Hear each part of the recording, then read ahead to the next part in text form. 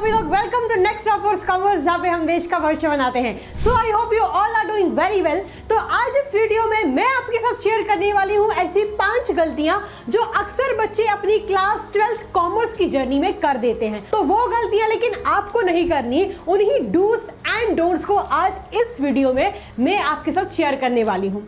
अब अगर कोई आपको बोलता है कि क्लास 12th इतने मायने नहीं रखती है, क्या ही हो जाएगा एक क्लास 12 की मार्कशीट से, तो वो बिल्कुल गलत बोलते हैं। बिकॉज क्लास 12 की जो मार्कशीट होती है वो हर जगह काम आती है। भले आप कॉलेज में एडमिशन करवाने जा रहे हो, भले आप किसी जॉब के लिए इंटरव्यू देने जा रहे हो, हर जगह आपकी क्लास 12 की मार्कशीट देखी जाती है। तो अभी से आपको बहुत अच्छे से, बहुत सावधानी से मेहनत करनी है एंड ऐसी आपको कोई गलतियां नहीं करनी है, कोई भी आपको ऐसी गलती नहीं करनी है जिससे आपका क्लास 12 का रिजल्ट हैम्पर हो सकता है। तो चलिए मैं आपको उन गलतियों के बारे में सबसे पहले बताती हूं जो अक्सर बच्चे कर देते हैं, जो कि बहुत ही कॉमन मिस्टेक्स होती हैं। फिर इसके बाद मैं आपको बताऊंगी कि इन सभी गलतियों के बजाय आपको क्या करना चाहिए जिससे आपका क्लास 12 का रिजल्ट, क्लास 12 की जर्नी और सुधर सकती है और बेहतर बन सकती है। ठीक है, तो सबसे पहली गलती होती है बच्चों की कि वो ये सोचते हैं कि कॉमर्स ही तो है ना यार, कोई साइंस थोड़ी ना है जो हम बिल्कुल अभी से शुरू कर लेंगे। कॉमर्स है तो आराम से शुरू करेंगे, लेट शुरू कर देंगे, क्या ही हो जाएगा कॉमर्स में,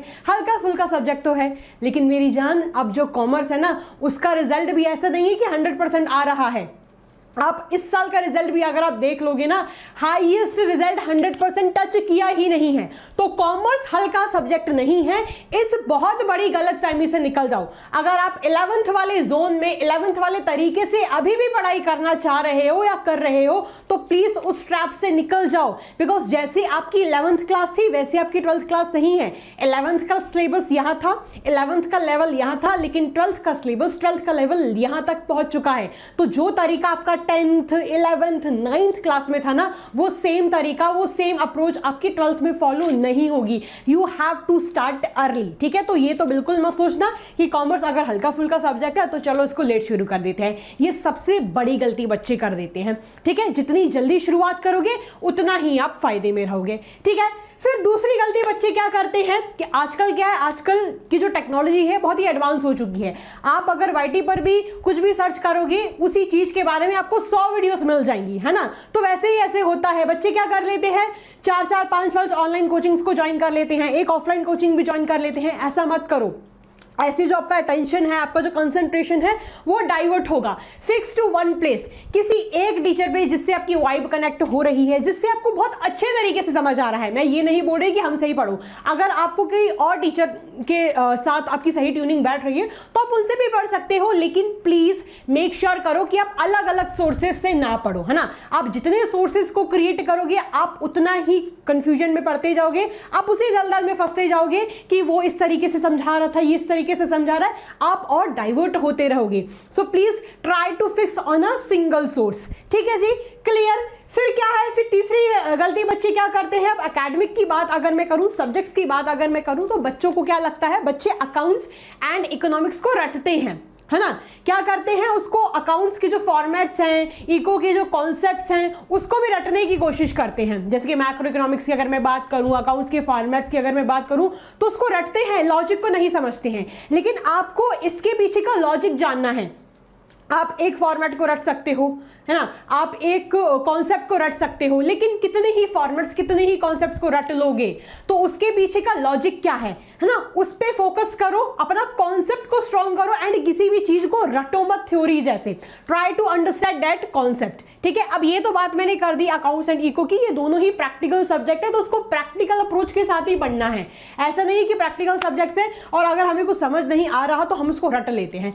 रटना नहीं है, उसके पीछे का लॉजिक समझो। अगर समझ नहीं आ रहा तो किसी अपने टीचर वगैरह से पूछो, हमसे पूछो, है ना, या ट्राई करो, लेकिन उसके पीछे का लॉजिक जानो, उसके पीछे का रीजन जानो कि ये चीज क्यों आई है, उसको रटो मत। ठीक है जी, क्लियर। फिर चौथी गलती बच्चे क्या करते हैं, फिर चौथी गलती बच्चे ये कर देते हैं कि जो बिजनेस स्टडीज को वो जो पढ़ते हैं ना, वो बिल्कुल लास्ट समय के लिए रख देते हैं कि बिजनेस स्टडीज ही तो है, थ्योरेटिकल सब्जेक्ट है।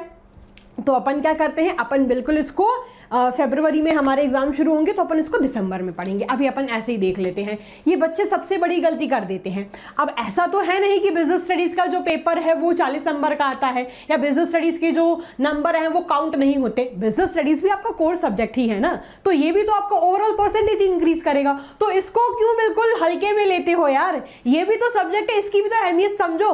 तो बिजनेस स्टडीज भले थ्योरेटिकल सब्जेक्ट है, लेकिन ये आपके ओवरऑल परसेंटेज को इंक्रीज कर सकता है। यानी इस सब्जेक्ट में आप कम मेहनत करके भी, आप लिमिटेड मेहनत करके भी बहुत अच्छा खासा स्कोर कर सकते हो।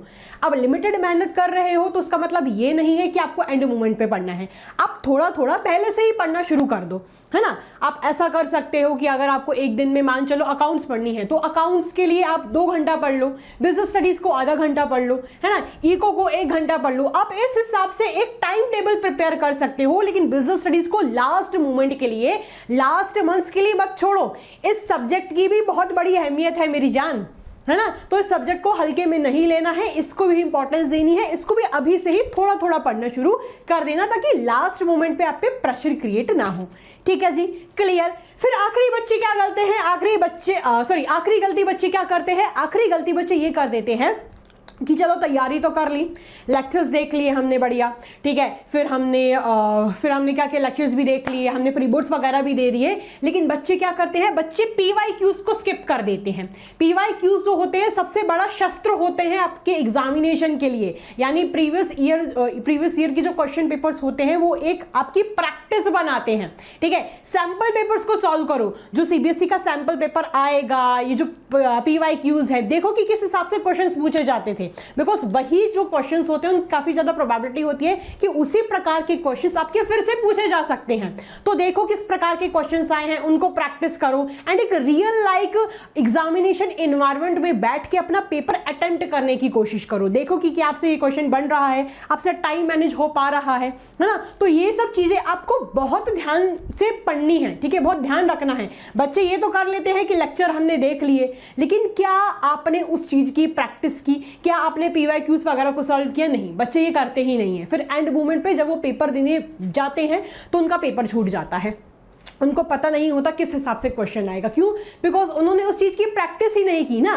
तो एक बार अगर आप प्रैक्टिस कर लोगे अच्छे तरीके से, फिर वही चीज जब आपके पेपर में आएगी तब आप उसको अच्छे तरीके से क्रैक कर पाओगे, है ना। So you have to solve a lot of PYQs and sample papers. अगर आप हमारा नेक्स्ट सपोज कॉमर्स का प्रारंभ बैच ज्वाइन करते हो तो वहां पर हम बहुत सारे PYQs करवाते हैं। आप एक बार मेरी किसी ऐसे फ्रेंड से पूछ लेना जिसने हमारा बैच ज्वाइन कर रखा है, या YT पर ही क्लास देख लेना, तो वहां पर हम बहुत सारे PYQs करवाते हैं जिससे बच्चे की प्रैक्टिस बन पाए। ठीक है, बिकॉज एट द एंड आपको एग्जामिनेशन में क्वेश्चन ही अटेम्प्ट करने हैं ना यार। ठीक है, तो ये ऐसी 5 गलतियां थी जो बच्चे अक्सर कर देते हैं। अब कैसे आप उसको ठीक कर सकते हो वैसे तो मैंने आपको बता ही दिया है, लेकिन फिर भी मैं यहां पर डूज भी लेके आई हूं, यानी कैसे आप उन गलतियों को सुधार सकते हो। तो सबसे पहले आपको क्या करना है, सबसे पहले आपको जल्द से जल्द शुरुआत करनी है। अगर अभी भी आपने शुरुआत नहीं की है तो प्लीज लेट मत करो, शुरुआत कर लो एंड बी कंसिस्टेंट। ऐसा नहीं है कि आज पढ़ लिया अब 5-6 दिन बाद देखेंगे, ऐसा नहीं करना। कंसिस्टेंट आपको रहना है, consistency is the key to success. तो प्लीज कंसिस्टेंसी को मेंटेन जरूर करें। ठीक है जी। फिर सेकंड टिप क्या है, सेकंड टिप यही है कि किसी एक ट्रस्टेड रिलायबल टीचर पे, किसी एक ट्रस्टेड रिलायबल सोर्स पे फिक्स हो जाओ। अलग अलग टीचर्स, अलग अलग सोर्सेज को रेफर मत करो। जितने ज्यादा सोर्सेज को निकालोगे उतना ही आप कंफ्यूज होते जाओगे। ठीक है, तो जिसके साथ वाइब मैच कर रही है, जिसके साथ ट्यूनिंग मैच कर रही है, उस टीचर से आप पढ़ो। ठीक है, फिर थर्ड टिप आपकी ये थी कि अकाउंट्स एंड न्यूमेरिकल्स को, अकाउंट्स की जो न्यूमेरिकल्स हैं, उसके जो क्वेश्चंस वगैरह, उसके जो फॉर्मेट्स वगैरह है, उसको अच्छे तरीके से समझो, उसकी अच्छे तरीके से प्रैक्टिस करो। ठीक है, एंड इकोनॉमिक्स के भी जो कॉन्सेप्ट है उसको समझो, किसी चीज को भी रटो मत। ठीक है, रट आप एक चीज सकते हो, 2 चीज सकते हो, लेकिन इतना सारा सिलेबस है, इतना सारे सिलेबस को आप कैसे रटोगे आखिर। ठीक है, फिर चौथी चीज आपको ये करनी है कि BST को अभी से आपको थोड़े थोड़े पोर्शंस में पढ़ना शुरू कर देना है, ताकि लास्ट मोमेंट पे एक प्रेशर क्रिएट ना हो आपके सर पे। ठीक है, and the last tip is कि PYQs को, सैंपल पेपर्स को बहुत अहमियत देनी है। बहुत सारे PYQs, बहुत सारे सैंपल पेपर्स की प्रैक्टिस करके देखनी है, ताकि जो आपका कॉन्फिडेंस है वो और बिल्डअप हो जाए। ठीक है, तो यही ऐसी कुछ 5 गलतियां थी जो बच्चे अक्सर कर देते हैं अपनी क्लास 12th कॉमर्स की जर्नी में, और लास्ट मोमेंट पे बहुत पछताते हैं। तो इन गलतियों को आपको नहीं करना है। ठीक है, इस वीडियो को अपने दोस्तों यारों के साथ भी जरूर शेयर करें। ताकि वो इस प्रकार की गलतियां ना करें, बिकॉज क्लास 12th जो है वो बहुत ही इंपॉर्टेंट क्लास होती है आपकी, ठीक है। तो आई होप आपको वीडियो अच्छी लगी होगी। अगर वीडियो अच्छी लगी है तो कमेंट बॉक्स में थोड़ा प्यार जरूर दिखाएं। Till the time take care, keep working hard. Thank you so much, God bless you, love you all, take care, tata, bye bye.